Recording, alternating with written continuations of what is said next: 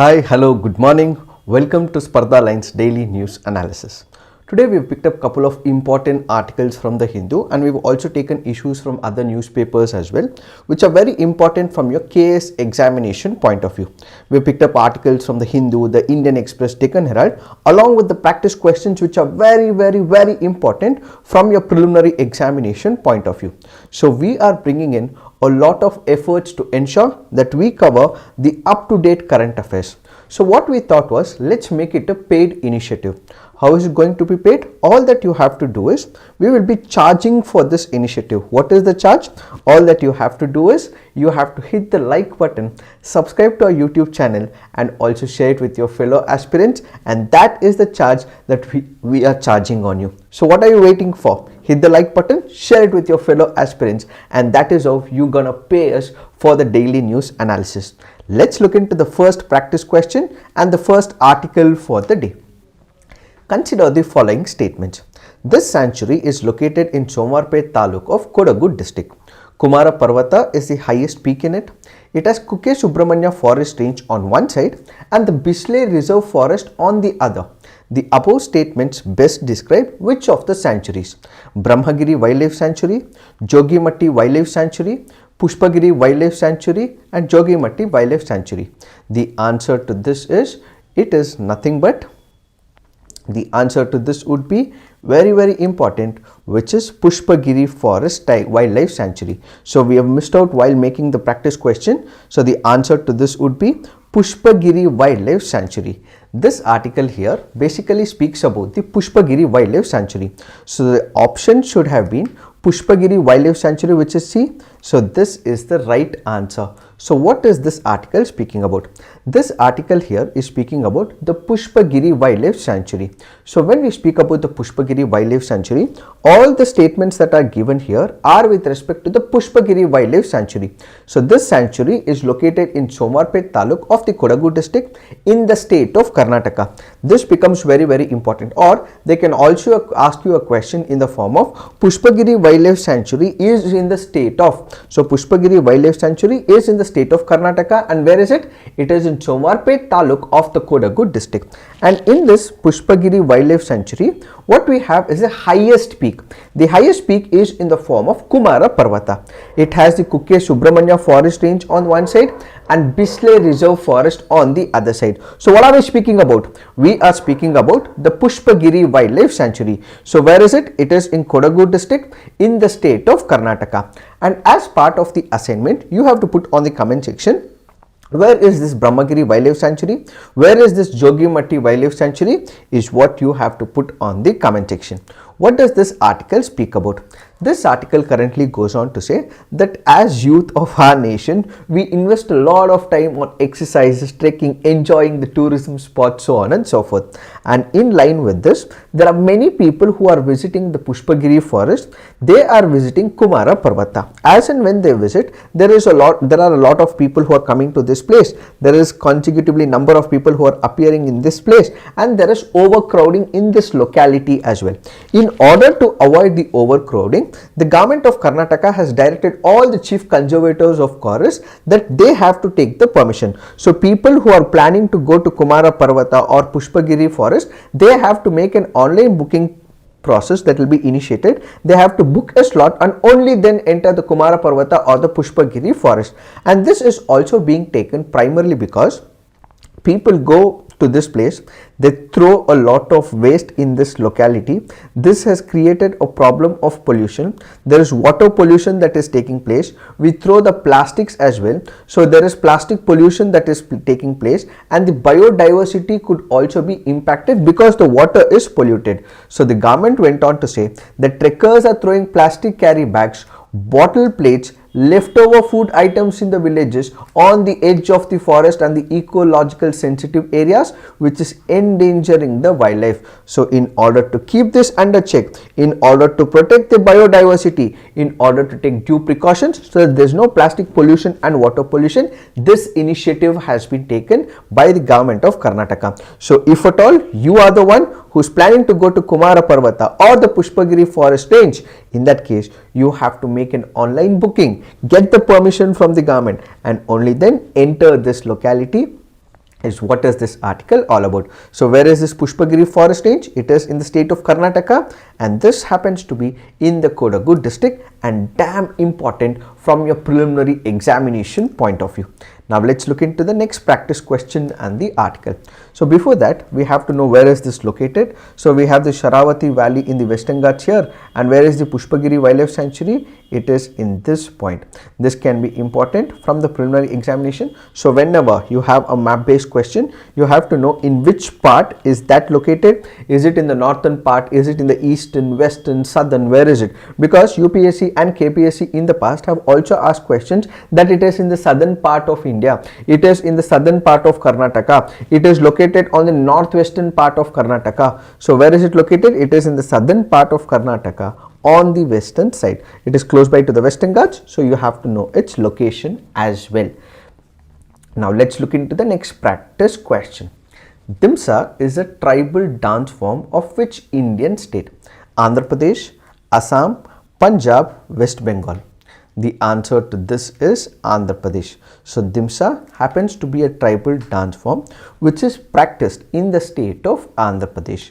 Why have we taken this practice question? Because this article on the Hindu makes a reference to Dhimsa. So we have the tribal women performing Dhimsa, which happens to be a tribal dance form that is performed primarily by the Porja tribe of Andhra Pradesh. So one of the important parameters that you have to remember is that this is performed by the Porja tribe of Andhra Pradesh. So Porja tribe of Andhra Pradesh performed this folk dance called as Dhimsa. I have something important for you. What is that you have to do?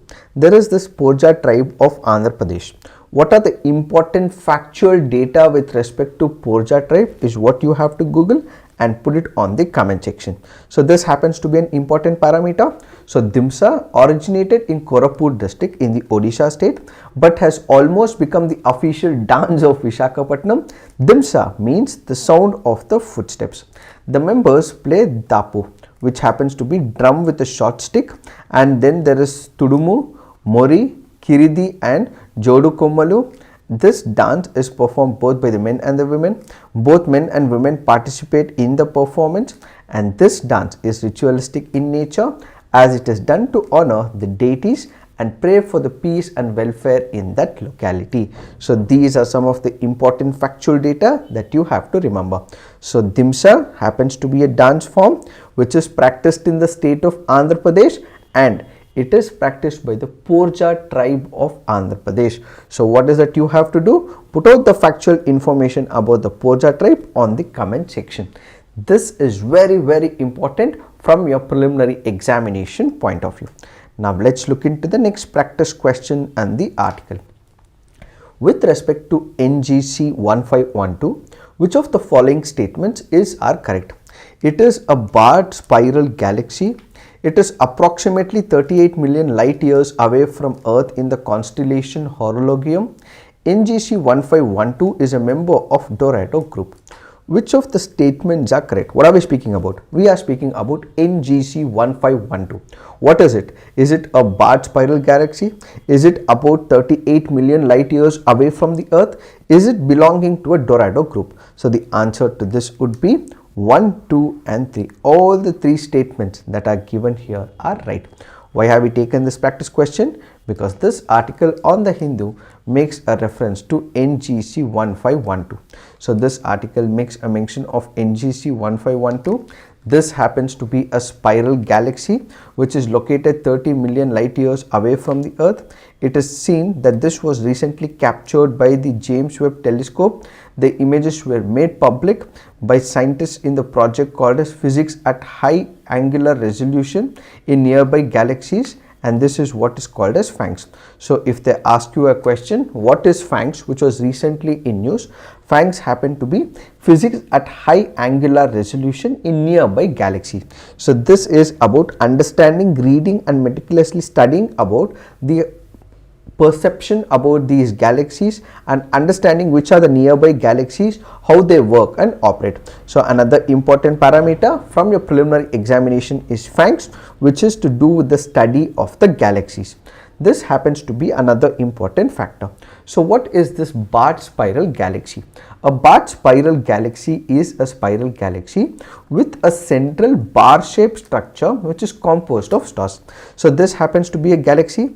It is composed of stars in this particular place, and this happens to be a barred spiral galaxy.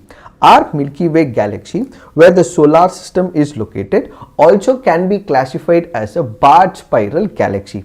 Then we have the Dorado group, which is nothing but a close concentration of galaxies containing both spirals and the ellipticals. So there might be another question, what is the Dorado group which was recently seen in news, or what is this Dorado group, or they might ask you a main space question as well. So what is the Dorado group? A Dorado group is nothing but a loose concentration of galaxies. So a couple of galaxies which contain the spirals and the ellipticals, so on and so forth. So all the ellipticals and the spiral galaxies together is what is called as a Dorado group. So this NGC 1512 happens to be a barred spiral galaxy, and Milky Way galaxy happens to be a barred spiral galaxy, and this happens to fall under Dorado group, which basically means a loose concentration of galaxies containing both spirals as well as ellipticals.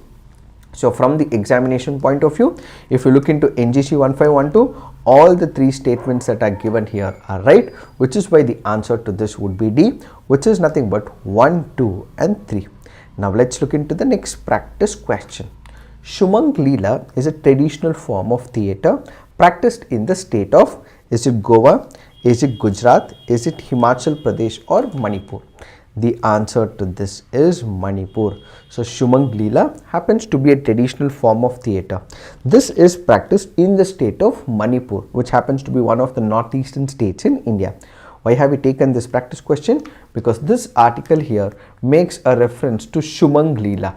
So Shumang Leela happens to be a traditional form of theatre which is practiced in the state of Manipur. Let's look at some of the important and factual data with respect to Shumang Leela. This happens to be a traditional form of theatre where in the state of Manipur.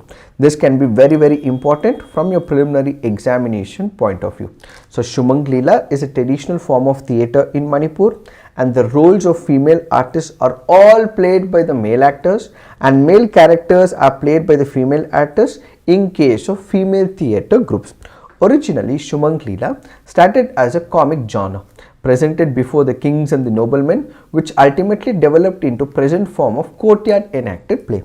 How does Shumang Leela work? Shumang Leela, having been trying to focus on the issues of moral values, unity and integrity of the country, it has also been trying to strengthen the bond of brotherhood and friendship among various communities in the state. What do we understand by this? This happens to be a theatre form. This happens to be a theatre form which is played in the courtyard. It is played amongst the people, where people are convinced about what the social picture is. So if there is a social divide that is existing in the system, how are we going to bridge the differences in the society?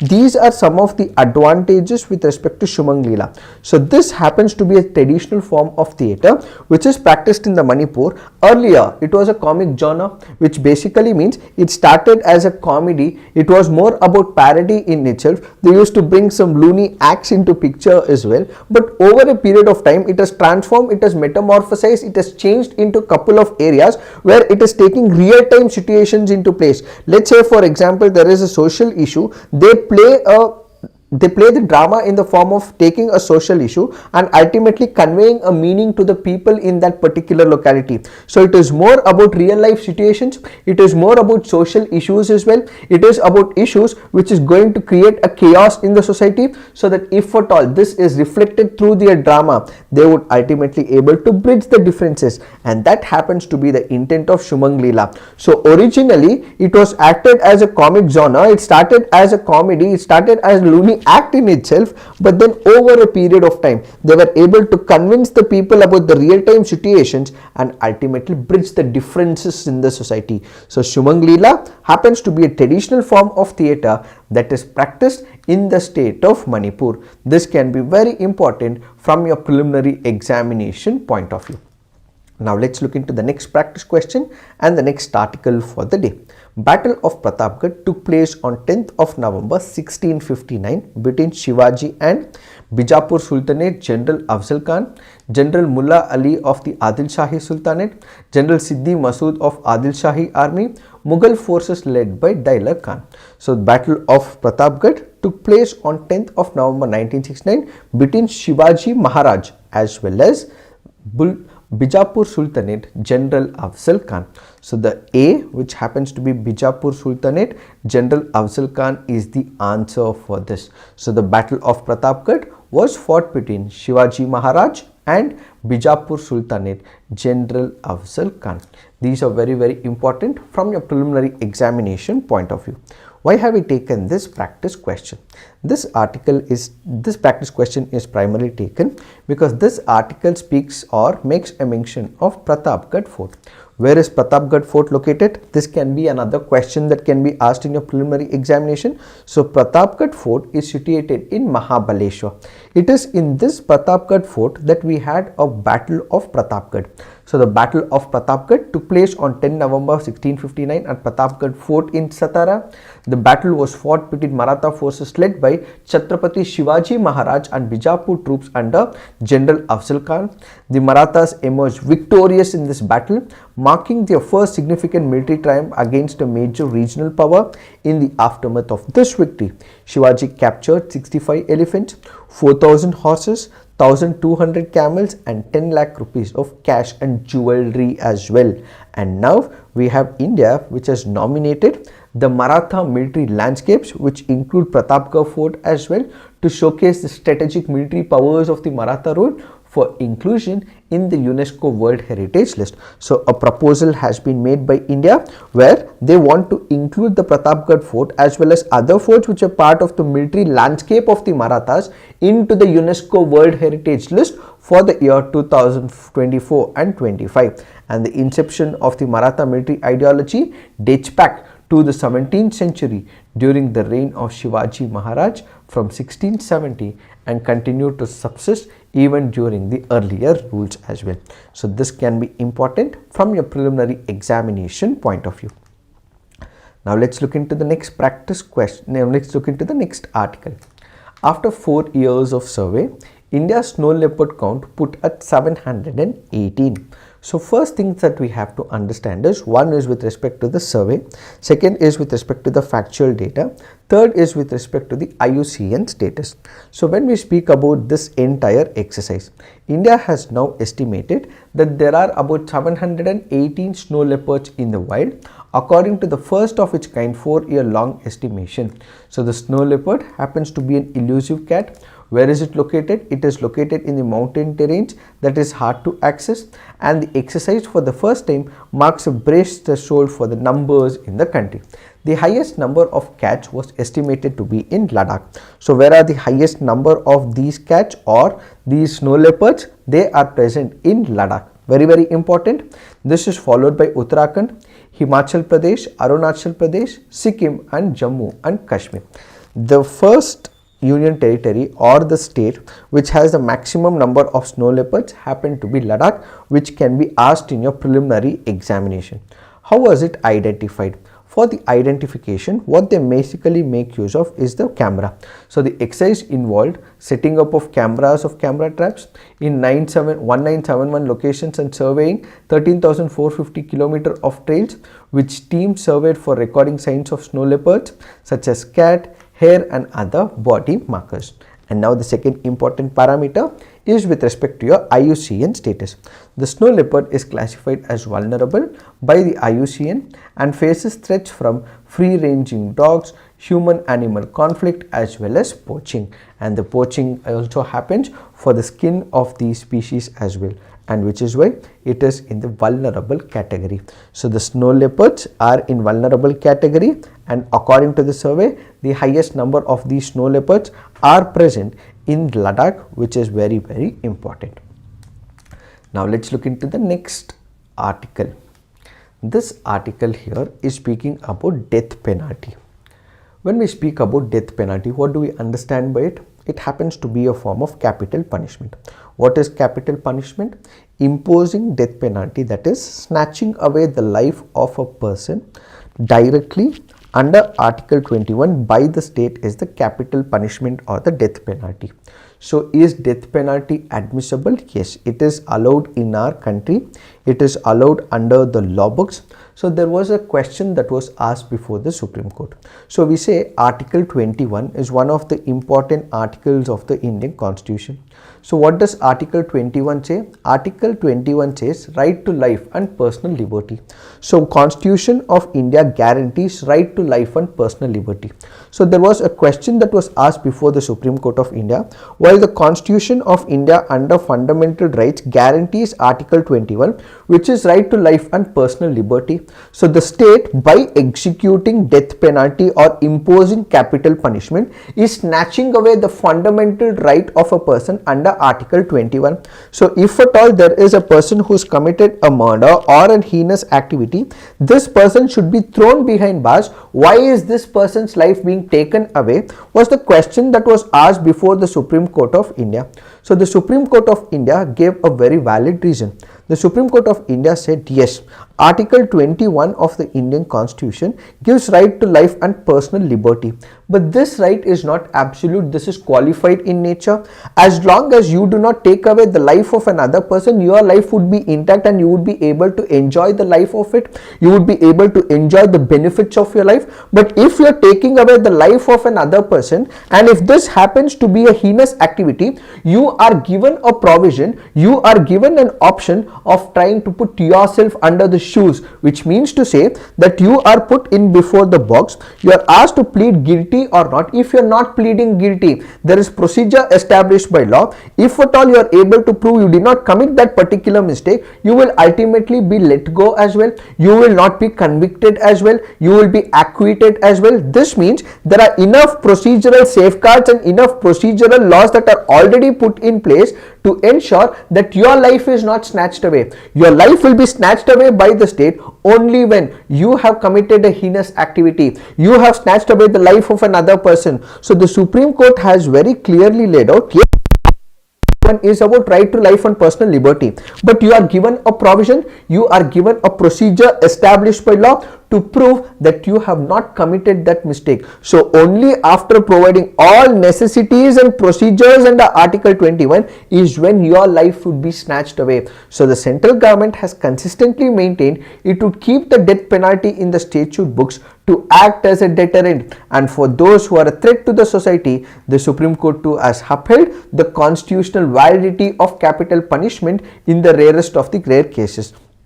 So in Jagmohan Singh was a state of Uttar Pradesh, then in Rajendra Prasad was a state of Uttar Pradesh, and finally in Bachan Singh was a state of Punjab. The Supreme Court has affirmed the constitutional validity of the death penalty. So whether death penalty should be present or not, many times the Supreme Court was asked this question. So the Supreme Court in Jagmohan Singh case, Rajendra Prasad case, and in Bachan Singh and Machi Singh as well, where the doctrine of rarest of the rare doctrine was reimposed. In all these cases, the Supreme Court has said, yes, Article 21 of the Indian Constitution speaks about the fundamental rights. It is about the right to personal liberty as well as right to life. But this right to life can be snatched away by the state. How? By the procedure established by law. So we are giving you an option. We are asking you to prove your innocence. We are asking you to prove that you have not committed this particular crime. If at all you are able to prove that you have not committed this crime, you will be acquitted and you will be able to enjoy the benefits of life. But if at all you have committed a crime, if at all you have murdered someone, raped someone, and that happens to be a heinous activity, you do not deserve to be present, and that is when, following the due procedure of law, if the prosecution is able to prove, that is when the state will snatch away your life. So there are procedural safeguards that are given to an individual. So Article 21 is not absolute, it is qualified in nature, and which is where the Supreme Court has clarified that yes, it meets the constitutional validity. So death penalty can be present, will be present, and will continue to be present because procedural safeguards are present, and Article 21 is not absolute but it is qualified, said the Supreme Court of India. This will, however, only be in the rarest of the rare cases, and the court should consider special reasons while sending a person to the gallows. Now the question is, what are the conditions under the rarest of the rare cases? We have a doctrine called as the rarest of the rare doctrine. This doctrine initially came up in the Bachan Singh versus the state of Punjab case, and it was also conferred under the Machi Singh case. So what is it? What we have to consider in this particular case is the Supreme Court has given a certain set of guidelines. Supreme Court formulated certain broad illustrative guidelines and said it should be given only when the option of awarding the sentence of life imprisonment is unquestionably foreclosed. So there are two facts that we have to consider here. One is what is called as aggravating circumstances. Next is what is called as the mitigating circumstances. What is the difference between aggravating circumstance and the mitigating circumstance? Let me explain this with the help of an example. What is an aggravating circumstance? Let me take you back to the year 2012. There was a heinous rape that occurred. This rape happened in the form of Nirbhaya gang rape case, which happened in the national capital Delhi. What exactly happened? There are two ways of looking at aggravating circumstances. In aggravating circumstances, it can be a cold-blooded murder. What is a cold-blooded murder? So there is a plan that is put in place. They know for the fact that this person will come to this location at so and so time. So they are planning to kill this person. They have put up a plan, they have an action plan, and they ultimately commit a murder in the heinous of the heinous ways.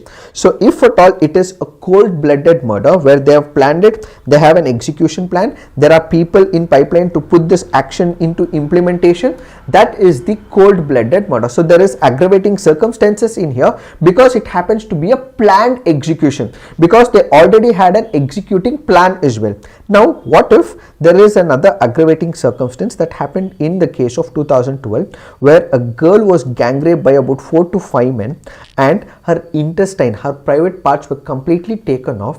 There were insertion of equipments into her private parts, and this happens to be the heinous offense that we can ever encounter when it comes to the humanity. Added to it, there were bite marks as well. This happens to be a heinous activity. So what are aggravating circumstances? Aggravating circumstances are those where you have looked into that situation, you have planned it, it happens to be a cold-blooded murder, and it can also be heinous of the heinous ways, as we saw it in Nirbhaya case in 2012 where there was a gang rape that was committed, the nation was took, and ultimately this entire situation brought the state under the control of these activities. So in order to prove aggravating circumstances, it should be a planned one, it should be a heinous activity. What are the mitigating circumstances? Let's say for example, there is a person who's driving a car and there are about 2 to 3 children who are crossing the road. So what exactly happens? This person is on a national highway. So in national highway, the assumption is, let's say this person is driving at 80 or 100 kilometers per hour. So this person is driving on a national highway. There are 2 to 3 children who all of a sudden run.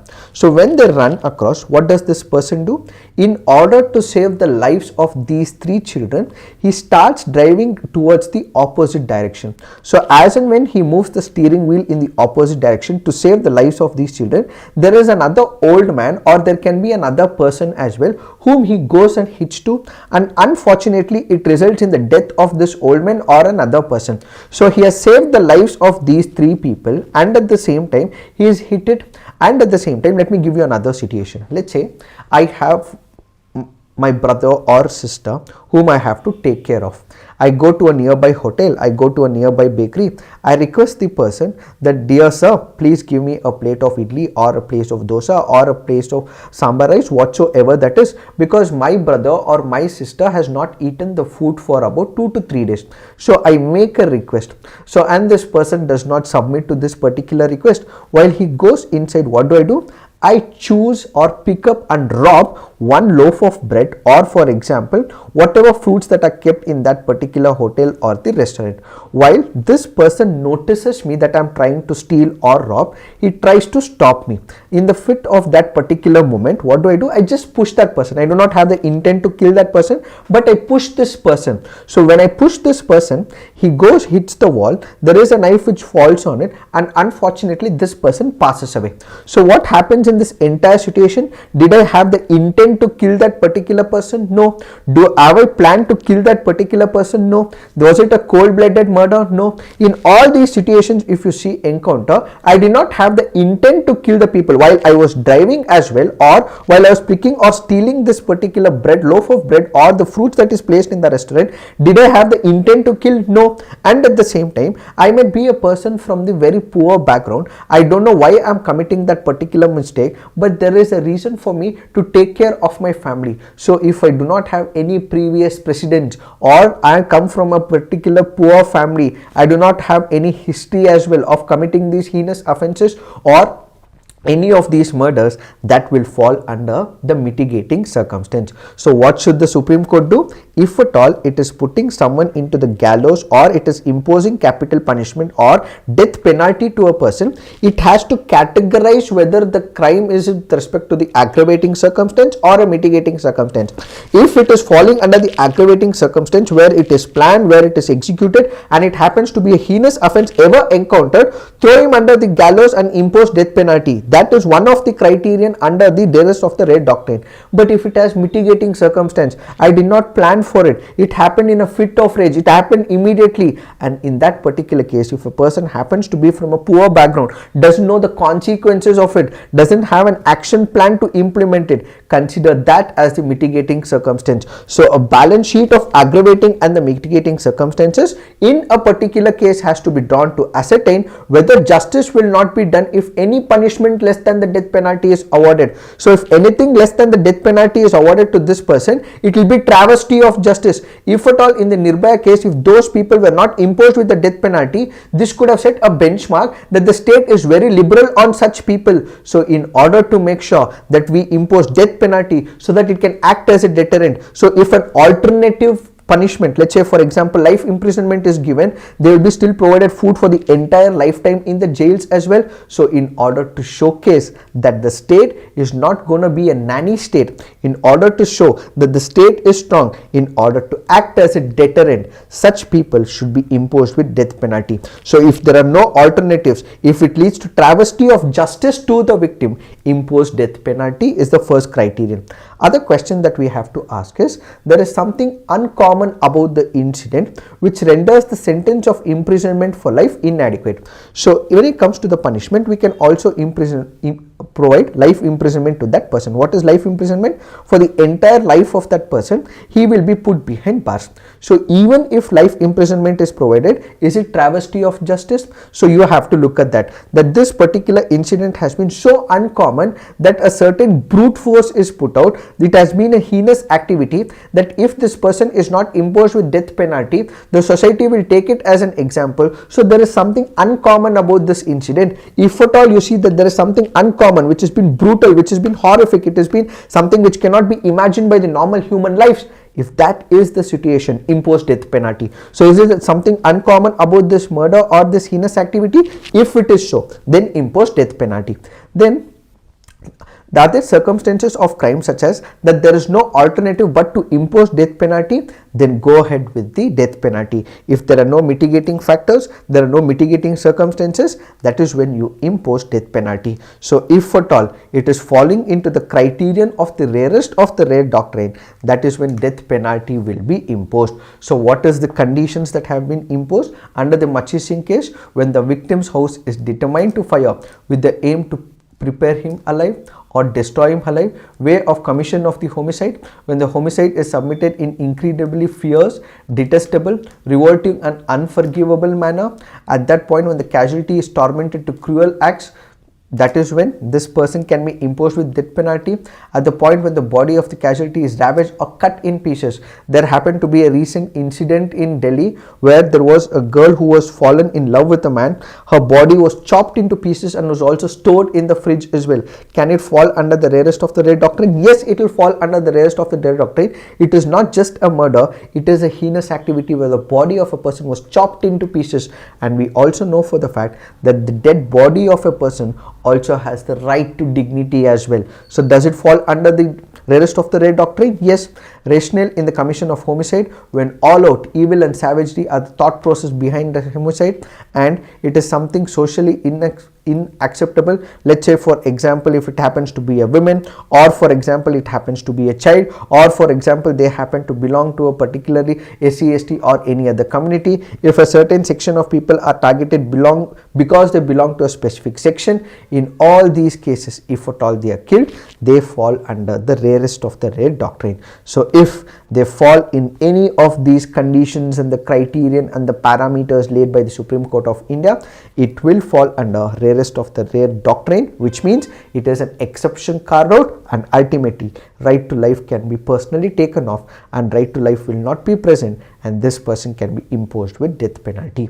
So if at all we look at capital offences in IPC, we have section 121, 132, 194, 195A, 302, 305, 307-2, 364A, 376A, 376E and 396.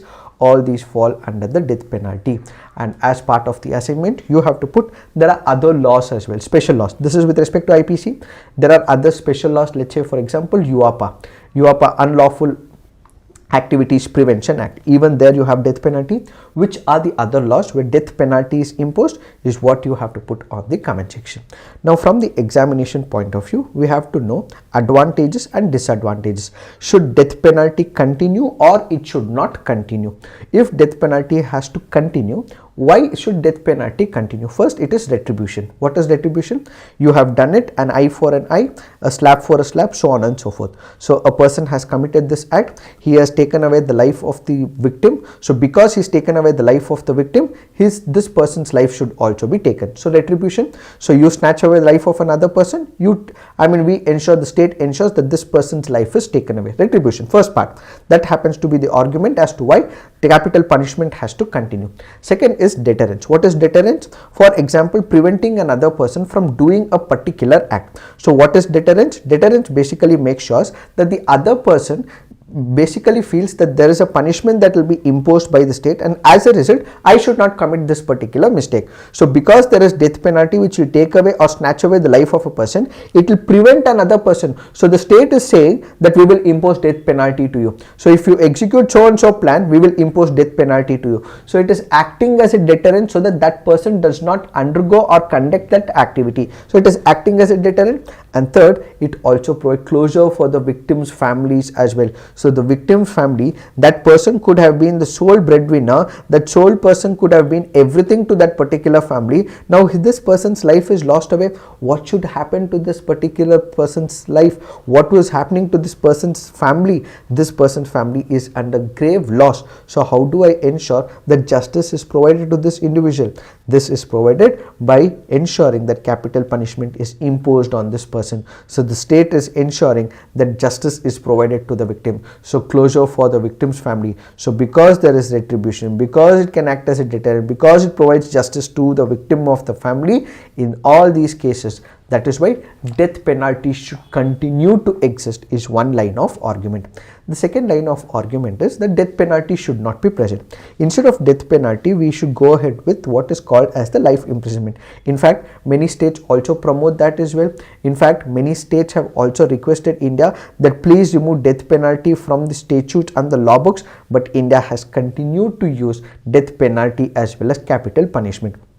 So what happens when it comes to capital punishment? The problem is when it comes to capital punishment, there have been ample number of cases as well where the person is put to the gallows, he is passed away, but then later it was discovered that this person is innocent. Had it been life imprisonment, this person would have been alive, he could have been released as well, but in this case, because it is death penalty, even if he is innocent, it is proved later, he would not be present to enjoy the benefits of it because his life is already taken away.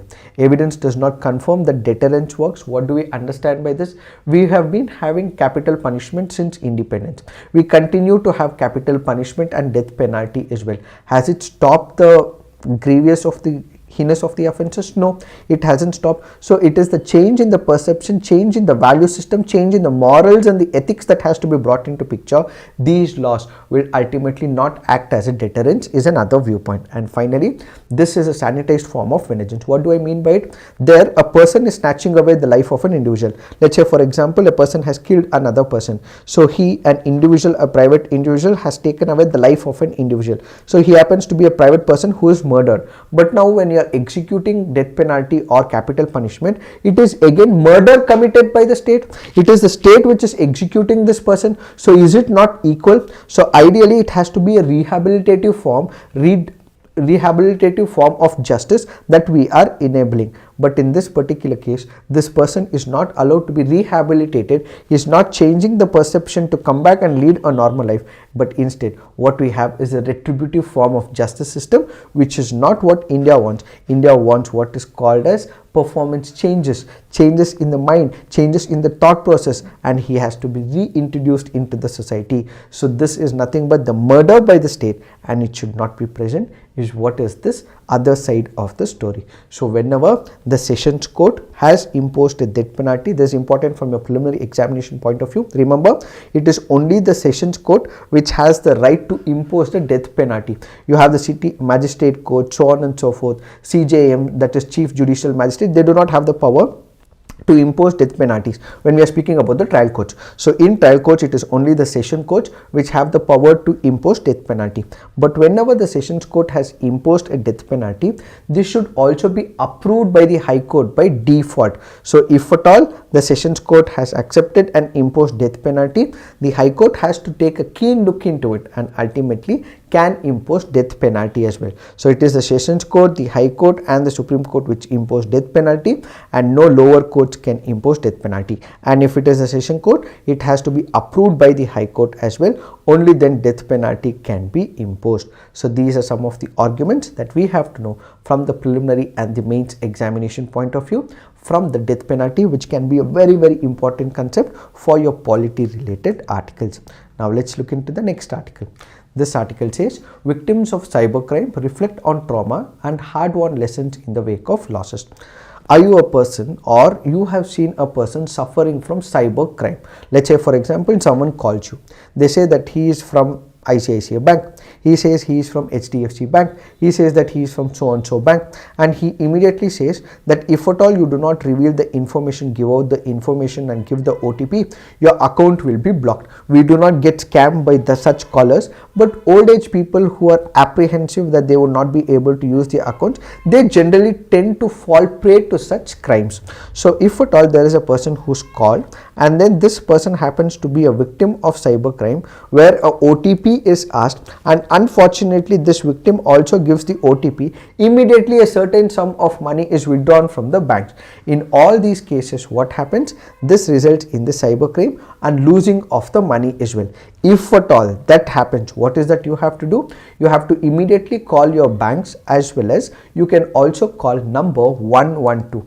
I am writing in large numbers so that you are able to reach out to the number. If at all someone does so, immediately call up 112, raise this particular issue, and ultimately report it to the close by police stations, get it filed, file an FIR under the CEN division, Cyber Narcotics and Enforcement Directorate division, and immediately something can be done. So basically what is that you have to do?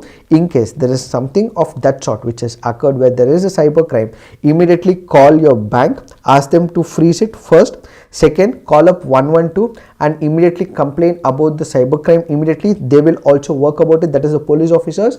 And third, you can call the regional police station and also file an FIR as well. So by going to the police station, you can give out the information, ask them to lodge an FIR that so and so amount has been withdrawn by the cybercrime or by the cyber activity, and they will go about investigating it. So the local police station will be that police station wheresoever the transaction has occurred. Let's say for example, I am in Bangalore North, or for example in Bangalore North I am in Yeshwantpur. Wherever the transaction has occurred, in that local police station you have to report this incident.